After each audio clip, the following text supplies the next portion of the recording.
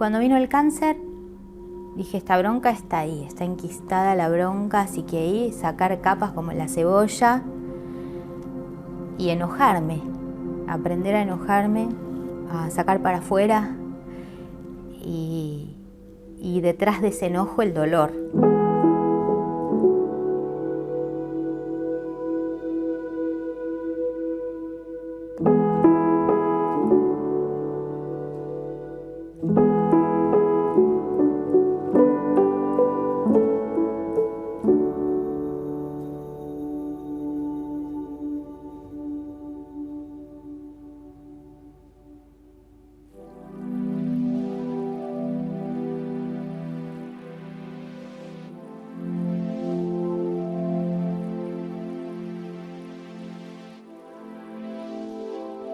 Mi mamá falleció cuando yo era muy chiquita y tocaba la guitarra y cantaba, y mi papá era bailarín. Mi papá bailaba folclore, ensayaba en la casa de mi abuela y yo a los 3 años ya le copiaba todos los movimientos.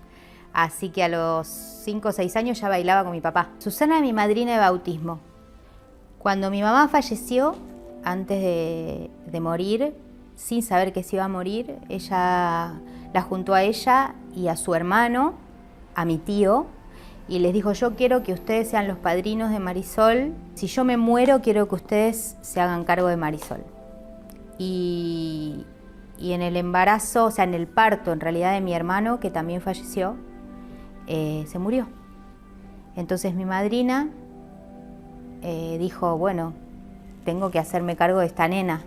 Yo siempre fui una persona que buscaba libros de autoayuda, buscaba terapias diversas.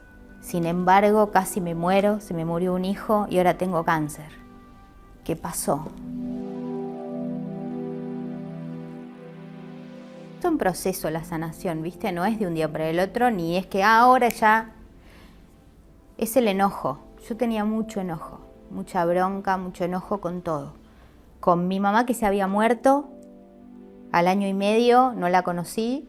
Con mi papá, que de repente se casó con otra mujer, que yo la amo, es mi mamá, la abuela de mi hija, pero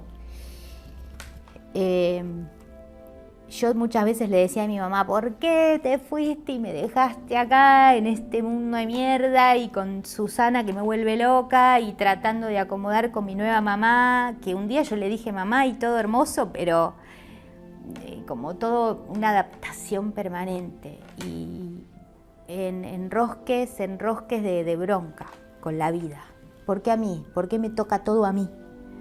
Ni te digo cuando fue lo del bebé.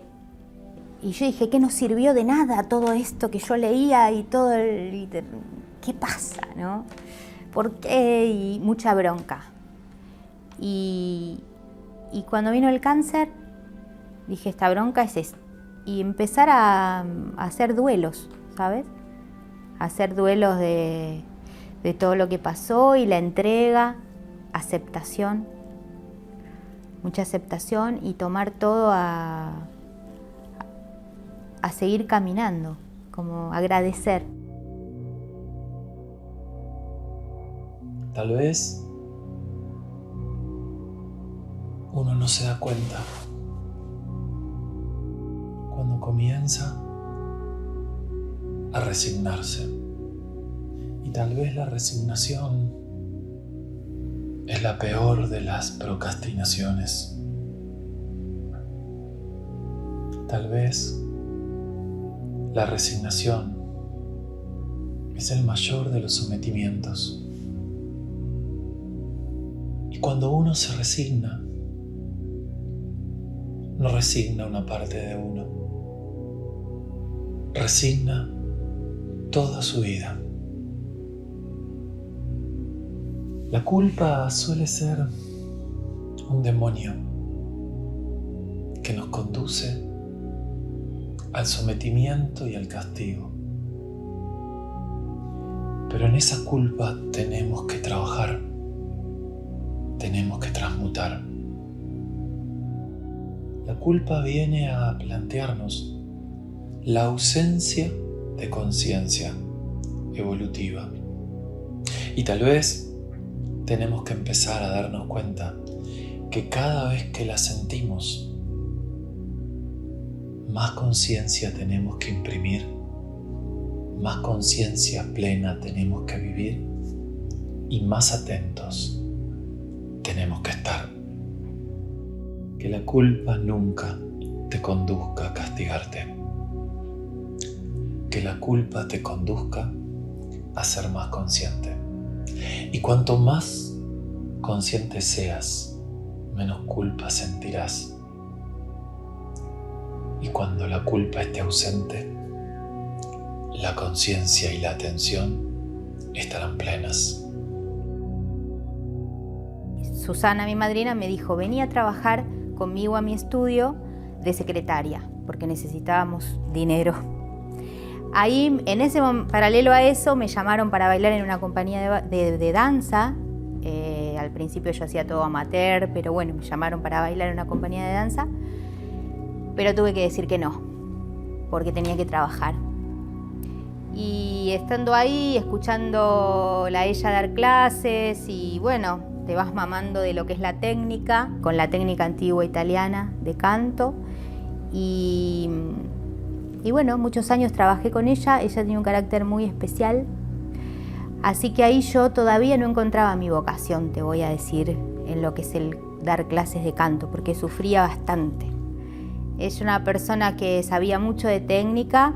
A ella la técnica se le enseñó un maestro italiano que se llamaba Giacomone. Y cuento esto porque es una técnica muy distinta a lo que es la técnica que se da habitualmente, ¿no? Es una técnica que trabaja sobre las cuerdas vocales como músculos para desarrollar la propia voz, la libertad del sonido.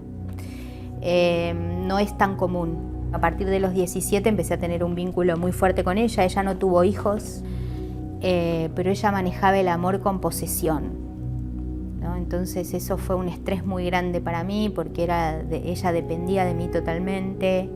Yo después empecé a dar clases ahí, entonces ella me había enseñado la profesión teóricamente, tenía que hacer todo lo que ella decía y eso, bueno, me enfermó bastante, ¿no?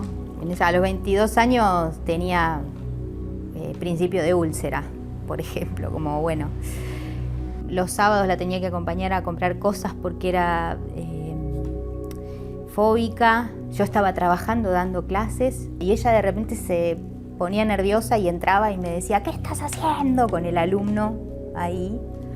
Ahora ella con respecto a la técnica era una genia. O sea, sí, ella desarrolló este trabajo técnico muchísimo, pero bueno, el estrés emocional, todavía tengo secuelas emocionales.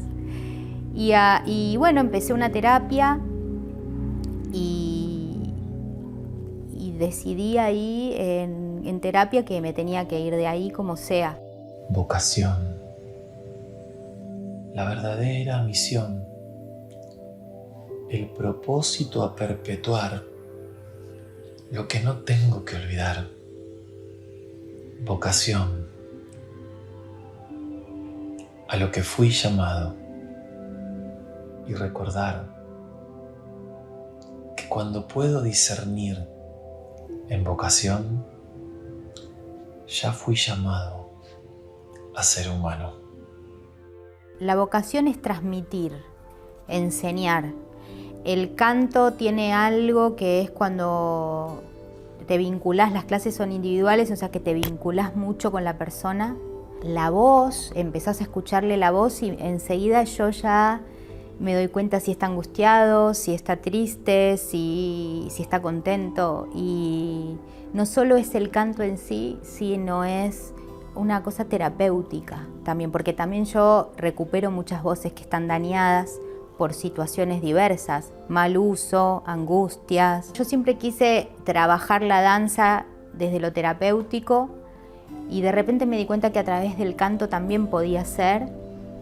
Entonces junto las dos cosas, si bien trabajo con artistas súper reconocidos y eso, ellos también los acompaño en el camino de la vida.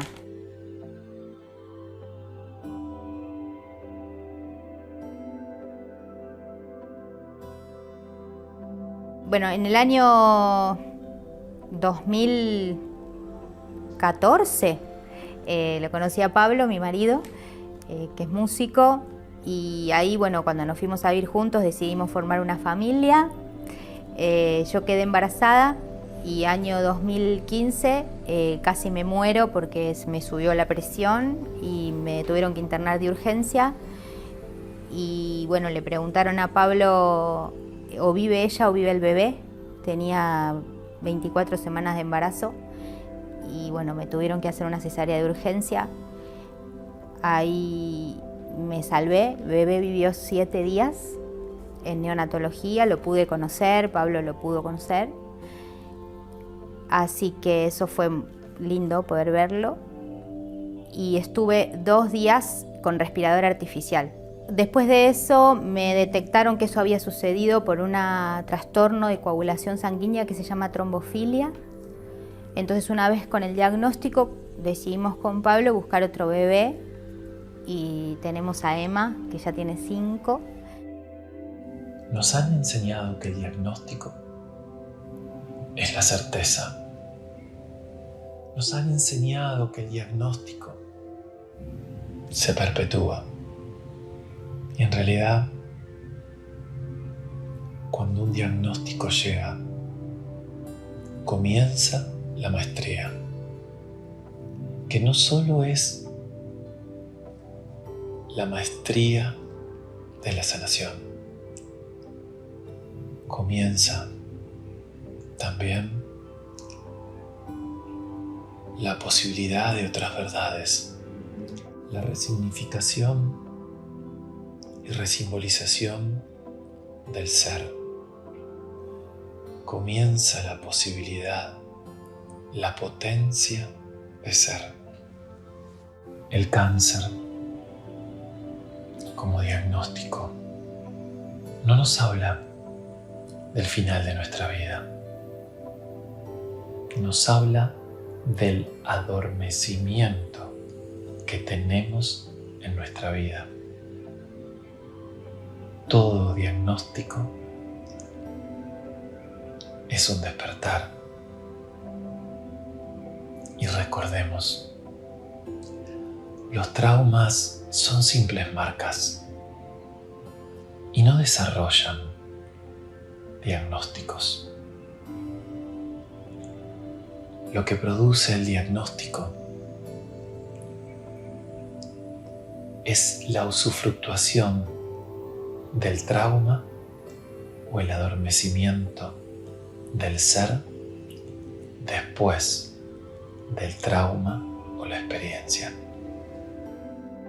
En el año 2020, Emma estaba tomando la teta, tenía 3 años y piquito, a mí me dolía mucho una de las mamas, tenía un bultito y me fui a hacer ver y era cáncer. Yo seguía dando clases de canto, como ya les conté, y un alumno mío, Joaquín, me dice: Mari, tengo para presentarte la persona que te puede acompañar en todo lo que te pasó, en todos esos dolores que tenés y ahora en este proceso del cáncer. Y me dijo, se llama Gustavo, a mí me acompañó en mi proceso, le voy a preguntar si lo puede llamar. Yo tuve que hacer un tratamiento de quimioterapia muy fuerte y él me fue acompañando y con muchas meditaciones, me encontré con la meditación, me encontré con mis dolores que tenía guardados de toda la historia y sanar eso. Y él me dijo, vos tenés que dejar de buscar, tenés que encontrarte vos adentro.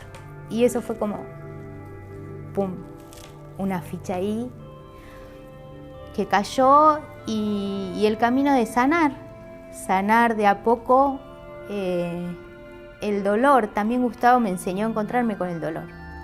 Porque yo soy una mujer todo el mundo me dice, vos sos una mujer muy fuerte, y al mes que falleció mi bebé estaba yo trabajando y dando clases. Mi camino de la quimioterapia, por ejemplo, mis alumnos no se enteraron. La segunda sesión que lo vi a Gustavo, cuando me enfermé de cáncer, él me dijo sin conocerme, Marisol, tenés que cantar. ¿Qué? Me puse a llorar. Un poco con Pablo, mi marido, él toca la guitarra, es músico, contrabajista, entonces con él empecé a cantar de nuevo, pero muy poco. Y Gustavo, por eso, sin conocerme, me dijo, Marisol, cantá. Y al día siguiente, y dije, voy a cantar esta canción. Y después de 15 años de no cantar, me puse a cantar y en el momento de ponerme en el micrófono, siempre con mucho miedo de desafinar, miedo de que sea feo, miedo de que mi voz no es linda, miedo. Dije, me conecto con esa cosa universal y en esa meditación canté una canción completa. Ese fue el clic de sanar con el canto, como poder volver a poner la voz en una canción y confiar en mí, en que yo podía enseñar a cantar, acompañar ese proceso, pero que también lo podía hacer yo. El tipo de trabajo técnico que hago es de repetición, son vocalizaciones de repetición y son como un mantra. Entonces muchos alumnos me dicen, esto es como entrar en un mantra. Así que también eso es bueno, buscar sonidos agudos, entonces entran acá en sintonía con este chakra, ¿no? Allá arriba, y eso está bueno. Tal vez la sombra del enojo requiere de que lo pensemos. Tal vez el enojo no es una sombra. Hay una vieja canción yoruba que dice que el enojo es la máscara del arrogante que no quiere sentirse vulnerable en el dolor. Por eso el enojo es una simple máscara. Y la verdadera sombra es la arrogancia. El arrogante no se permite la única verdad que tenemos. Estaba enojada yo con mi sombra, hasta que en el taller de luz me amigué con la sombra de esto, ¿no? El dolor, el enojo, la frustración, el no poder hacer, esto que no poder cantar, qué es lo que quiero hacer, toda esa sombra, una oscuridad, ¿por qué me pasa esto? Eso también es una sombra para mí, ¿no? Como el enojo ese. Y hoy está ahí, me amigué. Aprendí a amigarme por Gustavo, te digo. Con eso de no nos podemos pelear porque somos uno.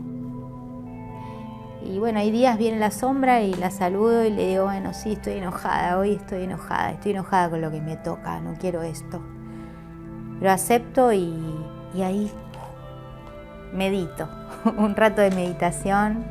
Me conecto con el trabajo, que para mí no es un trabajo, con esto de enseñar, con los alumnos, y bueno, ahí vamos la sombra y yo, digo. Cuando la veo a Emma, que bueno, primero quiero decir que me costó traerla al mundo, como fue una decisión, pedí un alma que quiera venir, fueron 500 inyecciones que me tuve que dar, así que cuando fue la cesárea y la vi, yo no podía parar de llorar de la alegría. Tuve un momento ahí de tristeza porque me dijeron tiene que ir a incubadora, tiene que ir a la... No, ¿cómo es? Sí, bueno, a ver qué le pasa porque era muy chiquita. Dije yo, no, otra vez. Y después no, fueron 2 días, me la trajeron y ahora la veo crecer, no lo puedo creer, es una alegría de todo, es una luz, ella es luz. Y siempre aprendo, los niños nos enseñan todo el tiempo, ¿no? Cuando me enfermé y le conté, me abrazó y me dijo, mamá, con la fuerza de voluntad vos te vas a curar. Tenía 3 años y medio, 4 casi. Así que ¿de dónde sacó eso esa nena? No sé. Y Y bueno, todos los días es un aprendizaje con ella. Y es la luz de nuestros ojos, como en estas cosas que tienen, ¿no?, los niños. Tienen una otra conexión. El dolor es un demonio que nos toma. Sanarlo es el verdadero trabajo humano. Sanar el dolor es saber, es conectar con quién realmente soy. Y quién realmente soy es darme cuenta el humano que soy. El dolor me hace humano. El dolor me recuerda que soy humano en una humanidad. Somos ignorantes mortales. Nuestros sentidos están al 3%. El resto está adormecido. Nuestra conciencia está al 3%. El resto está adormecido. No podemos ser certeros. Cuando somos incertidumbre pura. Por eso, humildemente ignorante, aprendiendo siempre.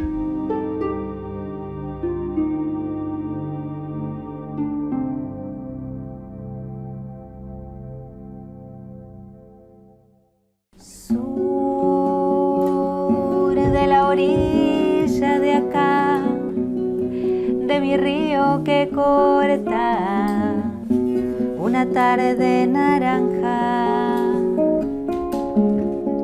cuenta un sauce llorón que la oía cantar junto al agua dorada. Desde muy chiquito, en realidad, que yo padecí o sufrí esto que digo de lo grupal y de